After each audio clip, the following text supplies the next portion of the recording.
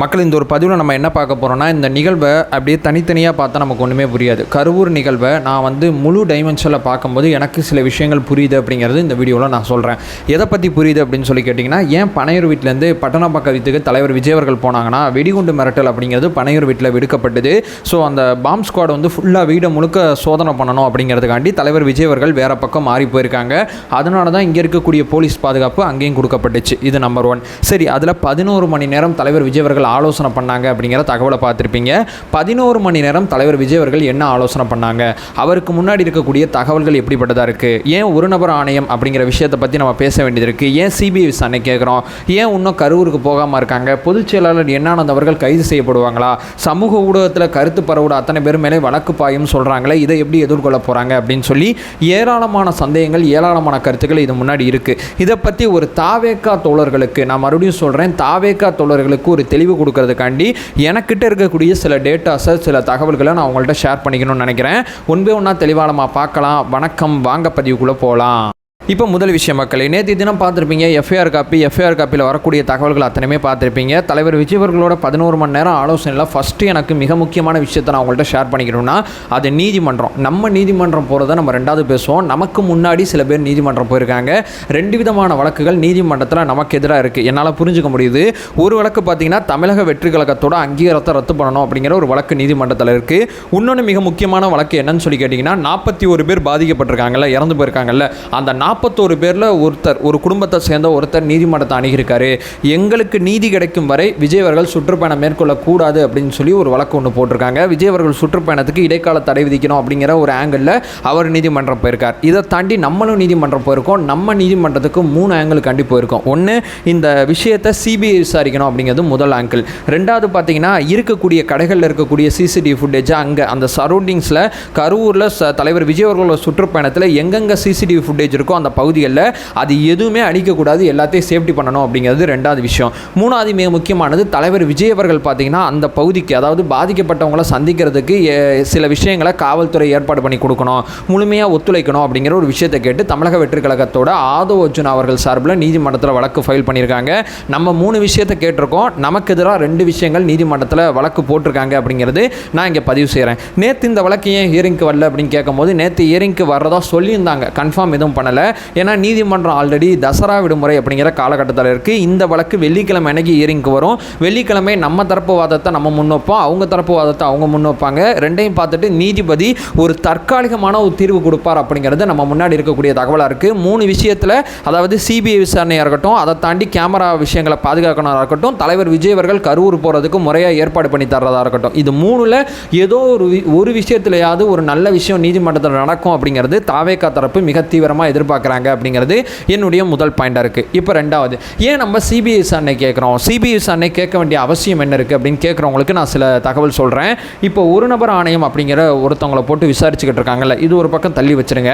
ஏன் இங்கே சிபிஐ நம்ம கேட்குறோன்னா, இங்கே அதாவது நம்ம தான் அஜித்குமார் அவர்கள் இறந்து போனாங்களா லாக்கப்பில், அவங்களுக்கு சிபிஐ விசாரணையை கொடுக்கக்கூடாதுன்னு சொல்லி நம்ம தமிழ்நாடு அரசை வலியுறுத்துகிறோம். இப்போ மட்டும் ஏன் சிபிஐ கேட்குறோம்? 2 விஷயத்துக்கு இருக்கக்கூடிய வித்தியாசத்தை புரிஞ்சுங்க. இஷ்யூ அடிப்படையில் தான் நம்ம முடிவெடுக்கணும். அங்கே நம்ம சிபிஐ விசாரணை வேணான்னு ஏன் சொன்னோன்னா, காவல்துறையில் ஒரு ஸ்டேஷனில் இருந்த ஒரு 5 போலீஸ்காரங்க ஒருத்தரை அடித்து ஒருத்தர் இறந்து போயிருக்காரு. மொத்த காவல்துறையும் கரப்ட் கிடையாது. ஸோ இந்த வழக்கை நம்மளே டீல் பண்ணலாம். பாரபட்சம் இல்லாமல் முதலமைச்சரின் கீழ் இருக்கக்கூடிய காவல்துறையை நடவடிக்கை எடுக்கலாம். இங்கே நம்ம சிபிஐலாம் கொண்டு வர வேண்டிய அவசியம் கிடையாது.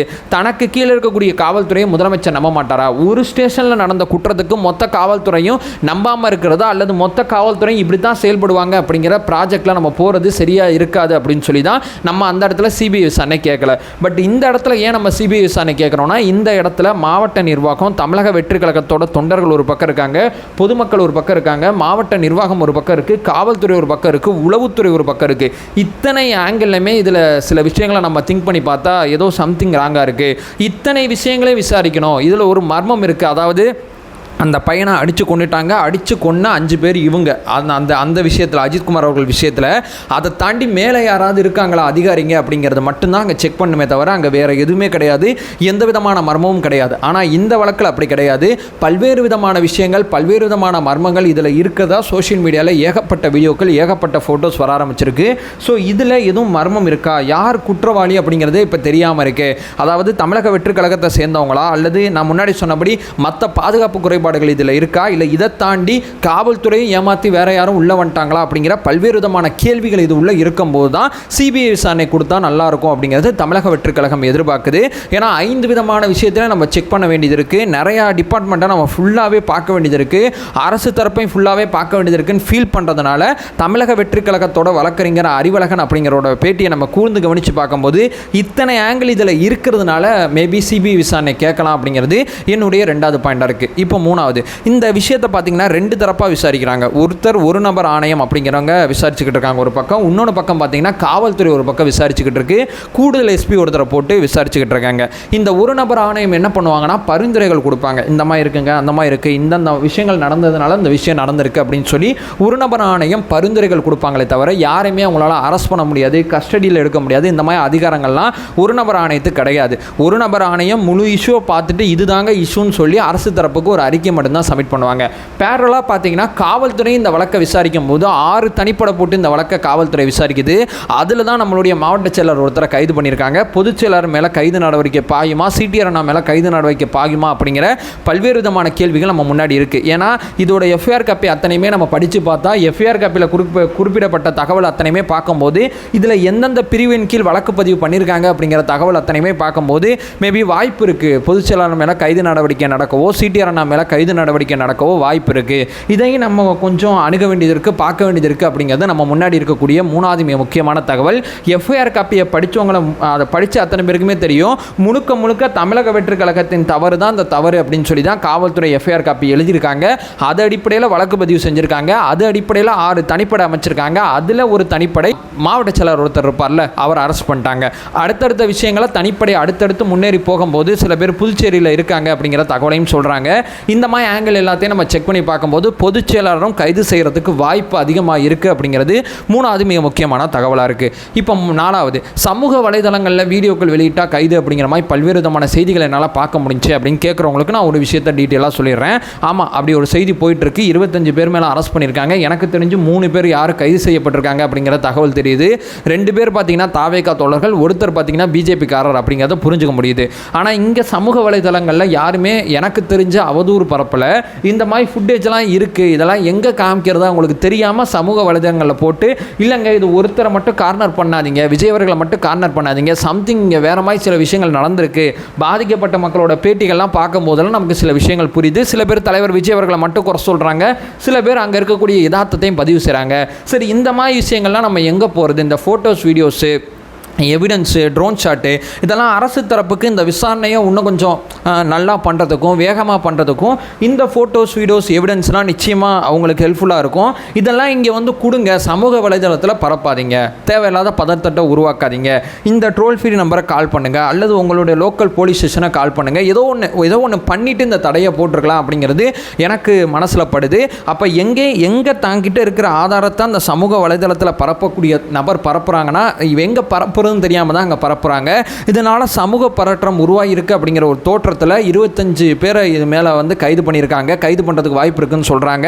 அதை தாண்டி வேறு யார் என்னென்ன ட்வீட் போட்டிருக்கா, என்னென்ன வீடியோஸ் போட்டிருக்கா, யூடியூப்பில் என்னென்ன வீடியோக்கள் இருக்குது, இது அத்தனையுமே நாங்கள் பார்த்துட்டு அடுத்த கட்ட நடவடிக்கை எடுப்போம்னு சொல்லி காவல்துறை சொல்லியிருக்காங்க.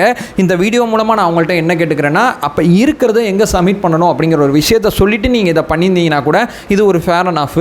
இருக்கிற எதையுமே எங்கேயுமே போடக்கூடாது அப்படின்னு சொல்லிட்டு இந்த மாதிரி கைது நடவடிக்கை பண்ணும்போது தான் நேற்று ஆதவனா நைட்டு 12 மணிக்கு ஒரு ட்வீட் போட்டு அந்த ட்வீட்டை அவர் வந்து டெலீட் பண்ணியிருப்பார். இந்த விஷயத்தை அணுகும் போது உங்களால் புரிஞ்சுக்க முடியும் அப்படிங்கிறது என்னுடைய அடுத்த கட்ட பாயிண்டாக இருக்குது. ஸோ ஃபைனலாக தேர்ந்தெடுக்கப்பட்ட இடம் அப்படிங்கிற ஒன்று நீதிமன்றத்தில் பெருசாக அந்த வழக்கில் மேஜராக ரோல் பண்ணும் அப்படிங்கிறது நம்ம முன்னாடி இருக்கக்கூடிய தகவலாக இருக்குது. ஏன்னா நம்ம அனுமதி வாங்கினது 3 to 10 அப்படிங்கிற டைமிங்கில் அனுமதி வாங்கியிருக்கோம். தலைவர் விஜய் அவர்கள் 7 மணிக்கு அங்கே போயிருக்காங்க, 7:30 அந்த டைமிங்கில் போயிருக்காங்க. நம்ம ஒரு இடத்த கேட்டோம்ல, அந்த இடத்துல 10,000 பேர் சர்வசாதாரணமாக நிற்கலாம். அந்த இடத்தோட மேப்பு சதுர அடி அத்தனையுமே நம்ம வந்து அந்த ரவுண்டான பகுதியில் வந்து செக் பண்ணி பார்க்கும்போது 60,000 பேர் வரைக்கும் இருக்கலாம். இதோட மேப்பை நான் உங்களுக்கு சைடில் லிங்க் பண்ணுறேன் அப்படின்னும் சொல்லியிருக்காங்க. பட் போலீஸ் தரப்புலேருந்து என்ன சொல்கிறாங்கன்னா, அங்கே பெட்ரோல் பங்க்ஸ் இருக்குது, அந்த பக்கம் ஆறு இருக்குது, இந்த இடம் சேஃபான இடம் கிடையாது, அதனால தான் நாங்கள் இந்த பகுதி கொடுத்தோம் அப்படிங்கிற ஒரு விஷயத்த சொல்கிறாங்க. பட் இந்த பகுதியில் இருக்கக்கூடிய நபர்கள் என்ன சொல்கிறாங்க, இது வந்து 2 வழி பாதை தாங்க, இந்த சைடு போகிறதுக்கு வழி கிடையாது, கட் அவுட்லாம் வச்சா பாதி ரோடு ஆல்ரெடி குறுகிறோம், குறுகிய இடத்துக்குள்ளே இவ்வளோ கூட்டம் வரும்போது தான் இவ்வளோ விஷயங்கள் நடந்திருக்கு. ரவுண்டான மாதிரி இடமா இருந்தால் இந்த பக்கம் போகிறதுக்கு இந்த பக்கம் போகிறதுக்கு பல்வேறு விதமான வசதிகள் இருக்கும்.